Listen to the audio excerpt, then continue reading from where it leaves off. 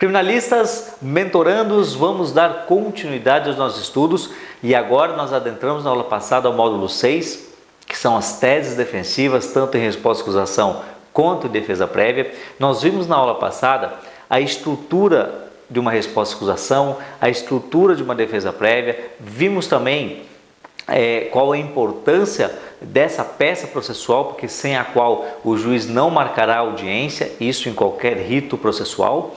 E agora nós vamos começar dentro daquela estrutura que nós estudamos, justamente trabalhar tópico por tópico, perfeito? E agora adentrando as preliminares. Mentorandos, todas as vezes que eu falo em preliminares, eu estou falando de que questões processuais dentro do seu processo. Portanto, assim que você pegar o processo, que abriu o prazo para apresentar resposta à acusação, ou defesa prévia, você pegou o processo, você tem que analisar página por página.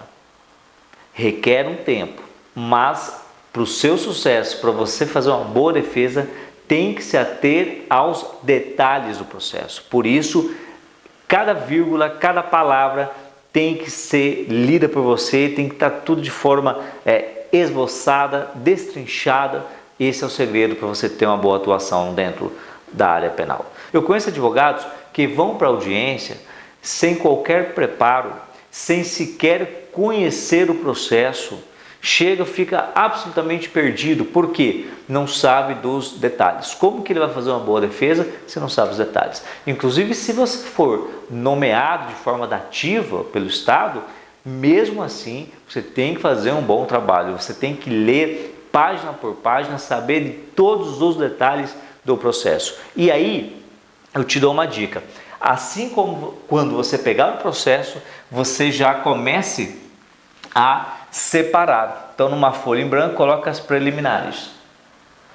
E aí, você vai lendo folha por folha. Comece pela denúncia, analise todos os pontos, faça ao lado desse papel em branco que você escreveu preliminares, faça uma linha, perfeito, trace uma linha, uma divisão e comece a anotar todos os detalhes do processo, data do fato, hora do fato, quem cometeu, quem foram as vítimas,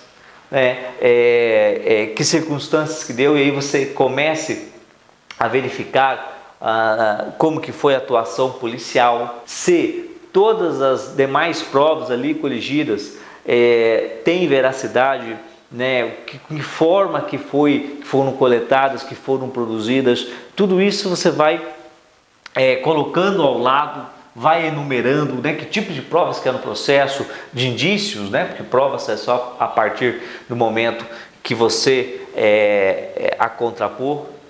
Então, tudo isso você tem que colocar numa lista à parte,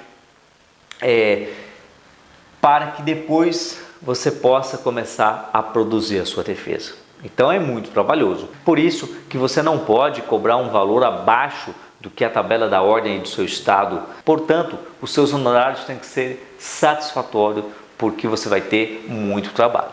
Então, o primeiro momento, você pegou o processo, você vai começar a suscitar as preliminares. Sempre questões processuais. Fabiano, e o que citar? Me dá exemplos do que eu posso citar em preliminares. Primeiro, a primeira coisa, você defende-se da denúncia. Você vai defender o seu cliente dos fatos a ele imputado. Então, pegue a denúncia, leia, releia 10 vezes, 20 vezes e comece, eu disse para você, no papel à parte, trazer todos os pontos da denúncia, todos os pontos e vírgulas. Então, quando você começar a destrinchar a denúncia, você vai entender, você vai ver que pode ter causas do quê? De inépcia da denúncia. Não preencher os artigos 41 do Código de Processo Penal, e isso nós lemos e vimos nos módulos anteriores. Inépcia da denúncia, ela não preencheu os requisitos. Você vai perceber de repente a falta de justa causa. Perfeito? Nós vimos também nas aulas anteriores. É o momento também de você analisar se não há caso de extinção da punibilidade, ou seja, de prescrição, um dos casos mais comuns. Perfeito? Então são casos que você deve analisar, que muitas das vezes passa despercebido pelo Ministério Público na denúncia, passa despercebido pelo juiz, ok, que faz aquele juízo prévio de admissibilidade, ele recebe a denúncia e depois manda citar o seu cliente para apresentar justamente a resposta à acusação e defesa prévia, passa despercebido e é o momento de você suscitar essa prescrição. Tudo isso em preliminares. Então fique atento em relação a todos os pontos da denúncia, enumere-os, muito importante. Perfeito? Fabiano, o que eu devo fazer também? As preliminares, você pode suscitar nulidades relativas ou absolutas. Perfeito? Um exemplo de nulidades relativas nós estudamos dentro do processo penal. Por exemplo, a incompetência em relação ao território. Perfeito? O crime ocorreu em determinado lugar, numa cidade A, que está sendo processado na cidade B. Tem que ser arguída nesse momento. Questões de nulidade absoluta, um exemplo, a própria competência do juízo, né? Um juízo que está analisando, vamos supor aí um crime de competência da Justiça Federal, está tramitando aí pela Justiça Estadual, é uma causa absoluta, ele não é competente para analisar aquilo. Então, portanto, são nulidades que devem ser tanto relativas absolutas, suscitadas em forma de preliminar. Mentorandos, eu vejo muitos erros de advogados que estão no início, de justamente em pensar, né, de suscitar nulidades na fase do inquérito. Isso é muito comum. Querer suscitar nulidades na fase do inquérito. Nulidades é ato do processo. Então você que é mentorando aqui do Penal na Prática, não vai cometer esse tipo de erro. Perfeito? Nulidades, pessoal, é no processo. Fabiano, se tiver alguma coisa lá no inquérito policial para me arguir, não vai ser em nulidades. Simplesmente o inquérito policial, conforme nós estudamos, é uma peça administrativa. Você não vai requerer a nulidade daquilo. Você vai requerer o quê? O desentranhamento da referida peça, da peça do inquérito.